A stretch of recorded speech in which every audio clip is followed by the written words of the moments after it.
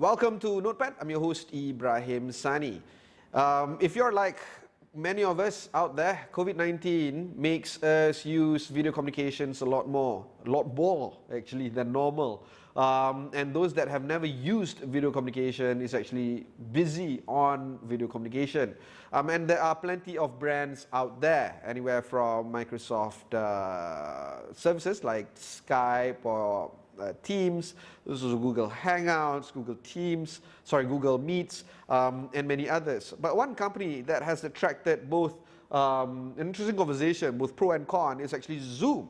So joining us very shortly is Abe Smith. He's the head of international business for Zoom video communications. He's going to ring us up from the US. And Zoom has attracted quite a significant number of chatter online.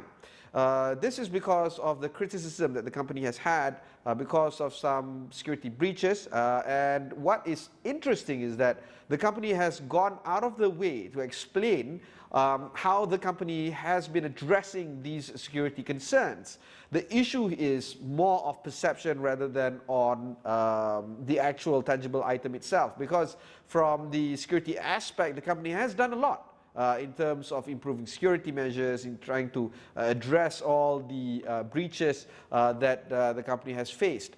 However, in Malaysia at least, there are still plenty of companies and organizations that have banned their employees and their workforce from using Zoom. Instead, they are relying on traditional methods of video communication, particularly using communications like Microsoft and Google and many others.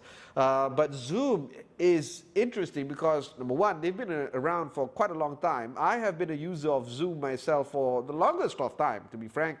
But I have to admit, I'm not a pro user, I'm not a, a paid user of Zoom, but I've used it long enough to know that I'm more comfortable with Zoom than on any other video communication channels. However, because of COVID-19, I have now adopted myself and being able to use all the other method of communications out there, and Zoom is just one of the many method of communications that I am currently using right now.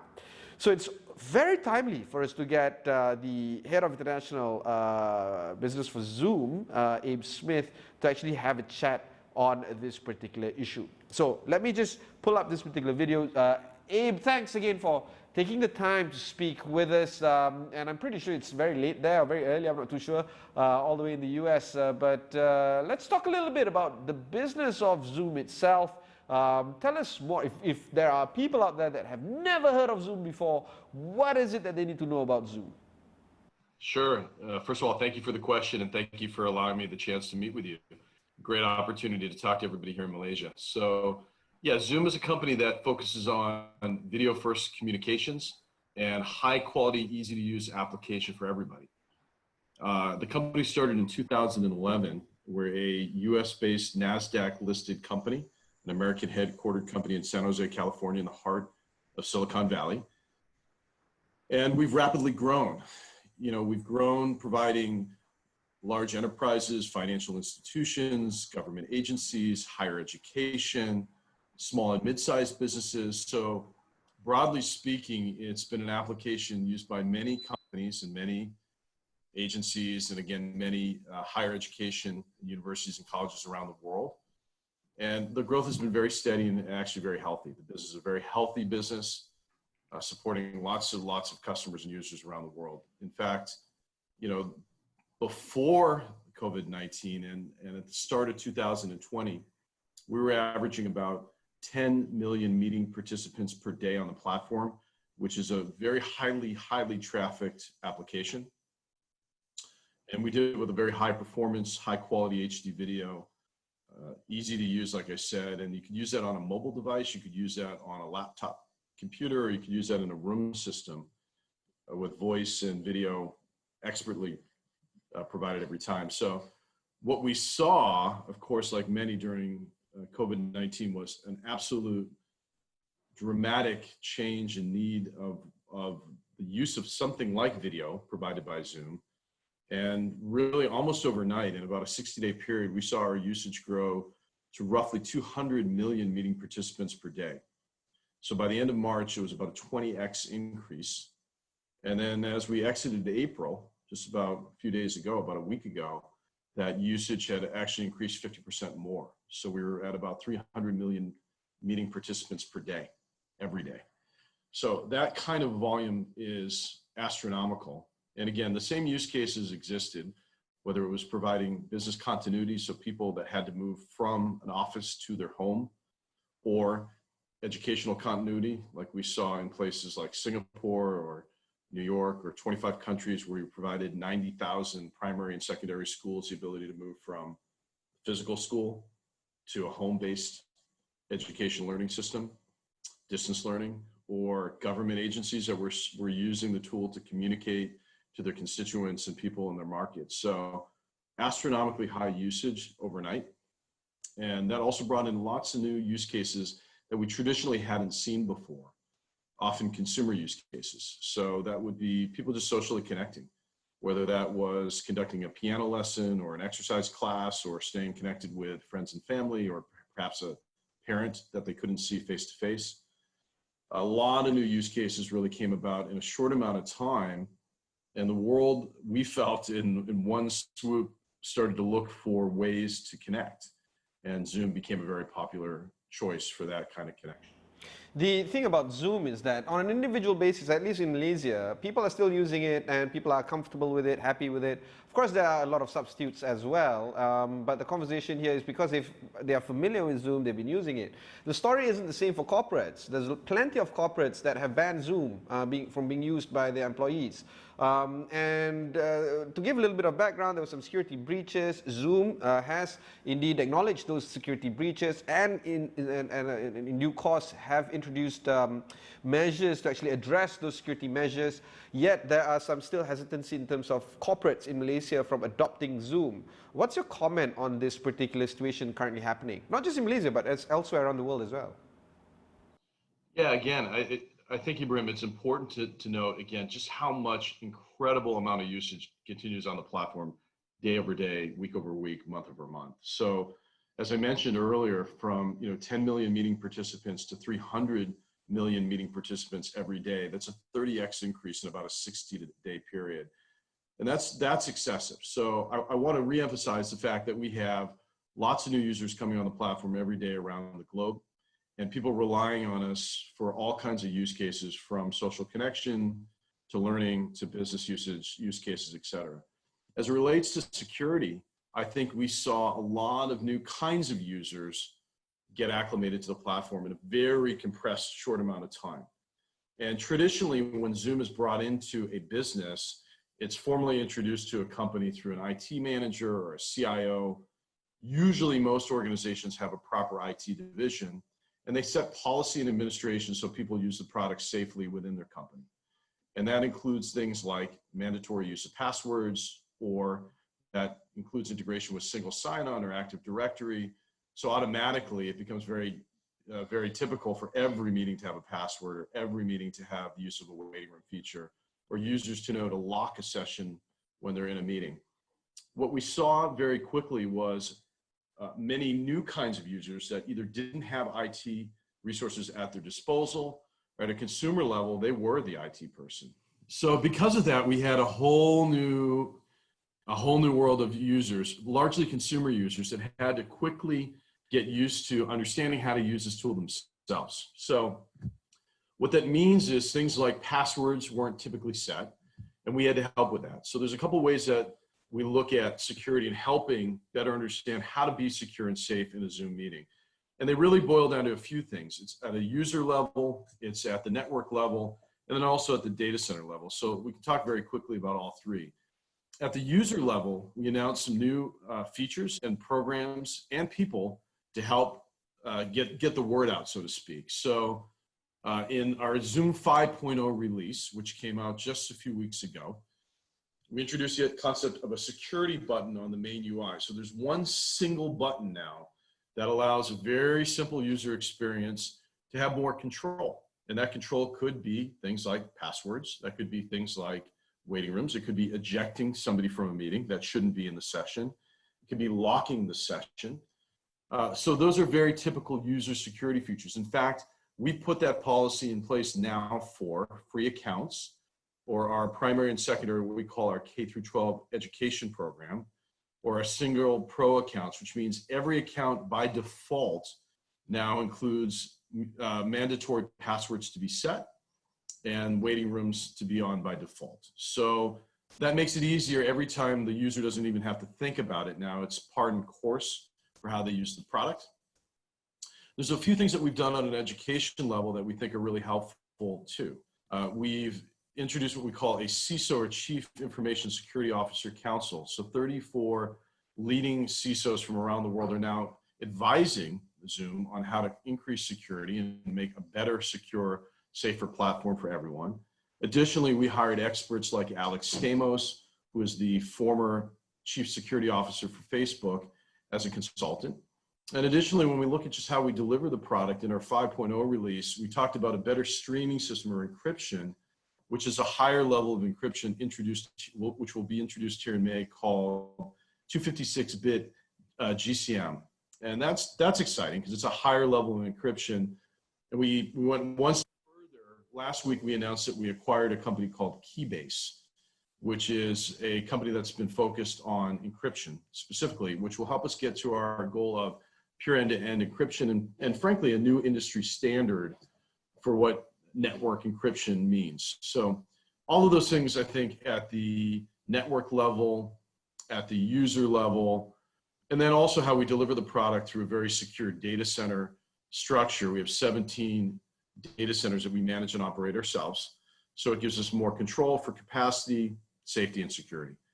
So I think that combination, Ibrahim, really helps.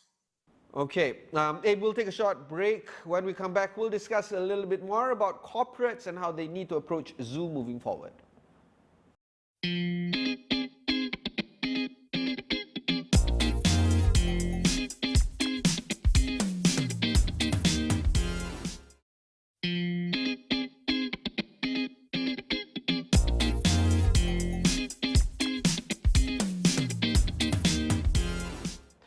Welcome back. You are watching Notepad. I'm your host, Ibrahim Sani. We are with Head of International, Zoom, Abe Smith, calling in from the US. Abe, we want to continue on this conversation of corporates. Normally, corporates have within their IT system or within their IT infrastructure, they are engaged with Microsoft or with Google, and therefore their IT people are normally comfortable with, say, Microsoft Teams or Microsoft Business, which is Skype, or Google Meets and Google Hangouts. What would be your message to these kind of companies that are comfortable with these kind of brands with that of Zoom? What do you think they need to be cognizant of when they think about Zoom and using it in their workplace? Yeah, we do one thing and one thing only. We focus on video first communications at a high quality level. And we've been actually, believe it or not, in the business for a long, long time. So while the company started in 2011, as I mentioned, Eric Yuan, our founder, has actually been building fantastic video products since 1998. So for over 22 years, we've been innovators, you could say, in the category. Specifically with Zoom, we continue to actually innovate regularly. So last year, we introduced 300 unique features to the platform, largely which were concepts and ideas that came from the user community. And then we also have some very unique elements that I think make the product easier to use, which are integrations. So the fact that you can use Zoom in concert with applications like Salesforce, or applications like Jira, or applications like Okta or Box or Dropbox makes it even more enjoyable to use. So, look, I think all boats rise. I think it's a very large market that everybody has an opportunity to enjoy. But, Zoom really focuses on quality, ease of use, and service, which we think is unmatched at a price that's enjoyable for everybody, including our free accounts, which we've had since day one, since 2011, when we launched the company. We made a commitment to providing a free user account to anybody that would like to sign up, and that's been part and parcel for the company since the beginning. So you're talking about some default features for free accounts, particularly those that are enhancing the security features. But would an argument be made in terms of if you are a paid user for Zoom, you would have increased security, or is the security feature unanimous in terms of paid and free accounts? Yeah, that's a good question. So in general, you get a lot of functionality and a lot of features in the free accounts. Really, the main limitation is time. So when we launched the free accounts, we launched it with a 40-minute limit. Here during COVID-19, we actually lifted the cap, the time cap, and provided the free accounts with unlimited usage in 25 countries and over 90,000 schools to help do our part, effectively allow people to continue to educate without disruption and continuity as it went from classroom to kitchen, so to speak. You know, there are lots of different options that we provide with Zoom on paid accounts, which are available through our website or as you speak to, you know, one of our experts from the company. And that gives a lot of versatility. So whether you're, you know, frankly, hosting a meeting of one-on-one, or in some cases, we have people that are hosting meetings on 1 to 20,000 or 1 to 25 or 30,000 large webinars, or they're building up a system that might work more seamlessly in a room, in a conference room, what we call a Zoom room application. I think that gives a lot of diversity in what kinds of choices there are for the customer. And there's something for everybody, I think, in the end. Abe, I want to talk a little bit about your business here in Malaysia and in Southeast Asia when it comes to reaching out to more consumers, more businesses. Do you think that because of COVID-19, this has actually provided an opportunity for you guys to greatly expand your business in this part of the world, particularly in the K-12 education sector that you mentioned, as well as other industries or other sectors that you think is interesting to pursue go after? Yeah, broadly, we've had a position in the APAC region since actually about almost 2.5, 3 years ago. So when we first launched our operations in Sydney to build out the APAC market at large and also the Australian market specifically, that's where we began the journey. But we positioned ourselves in Southeast Asia nicely. We have a team position in Singapore. And, you know, for years, we've had customers like the National University of Singapore. So to your point, NUS has been a great customer using the product at an educational level. So education is an excellent vertical for us. And most recently, we've worked very closely with the Ministry of Education in Singapore. And that's been a fantastically growing relationship as they progressively rolled out the product to students in that country. We think that gives a fantastic opportunity to think about, you know, servicing the region at large. What we find is that a lot of people in Southeast Asia, Malaysia included, find the product themselves. So the initial, you could say, development or growth often happens with a natural viral appetite for the free accounts. And we're excited to say that, you know, in many cases like Malaysia, there's been excellent adoption to begin with. Now, you know, we think we can do obviously more in the region. Zoom's goal is to ensure that we service everybody as best as we can. Anybody around the world, single account to the largest financial institutions in the world that rely on us. So, you know, we believe that's extremely important. We want to deliver happiness to everybody and make sure that that experience is around connection and comfort and quality. And that sometimes means additional presence. So we hope to continue to grow throughout the region. Final question is on handling the kind of negative press that you guys get. And some of them are being addressed, but many of these are actually hearsay. Many of these are actually on, you know, chat groups, you know, between friends and families. Much of them are unfounded and actually based on rumors, which is bizarre, by the way. Do you have any plans in terms of trying to combat these kind of conversations or chatter? Well, Ibrahim, I mean, we're really appreciative of this kind of conversation. I think, you know, in many ways, you know, Zoom has not been forward-facing in terms of our ability to communicate in the market and have interviews either with the media like yourself or probably a more active position in social. You know, we've been pretty busy ensuring that we service our customers in the tremendous growth. We feel we have a responsibility to play during this awful pandemic. And our focus really has been around that. It's making sure that we can deliver the product at scale, securely and safely.